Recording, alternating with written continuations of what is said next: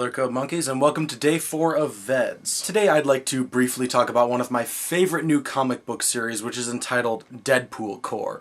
Now, for those of you who aren't familiar with Deadpool as a character, I'll give you a brief setup. Wade Wilson, now known as Deadpool, was dying from cancer when the Weapon X program, better known as the same guys who gave Wolverine his adamantium skeleton, offered him a chance at a cure. They attempted to recreate Wolverine's healing factor in Wilson, but there were some pretty devastating side effects. He did indeed gain a healing factor, a pretty darn good one at that, and his cells did begin to regenerate, but his cancerous cells, unfortunately, were also kicked into overdrive. This gave him horrible physical and mental scarring. He eventually escaped and became a highly skilled mercenary. Now, the thing most well known about his healing factor is that it causes his brain cells to constantly regenerate and reorganize themselves, which gives him dissociative identity disorder and his trademark randomness and insanity. He's also known for breaking the fourth wall constantly and treating almost every situation he comes across with sarcastic detachment. In the miniseries Prelude to Deadpool Corps, we find out that there's this entity known only as the Awareness, which is traveling across the multiverse, devouring the consciousness of everything it comes across. A being known as the Contemplator tasks the main Marvel Universe's Deadpool to gather a team of Deadpools from alternate universes to combat the Awareness. The idea behind gathering these Deadpools is that due to their combined insanity and erratic actions, it will be impossible for the Awareness to predict what they are going to do, since even the Deadpools don't know what their next step is until they're already taking it. From then on, the series kind of becomes Deadpool meets Cowboy Bebop with a few sprinkles of Star Trek in it, and my god is it beautiful. Each one of the Deadpools has slight variations in their personalities. There's the classic Deadpool we all know and love, but there's also Lady Deadpool, who's a lot like our Deadpool, but instead of getting periodically distracted by random things like sex and drinking,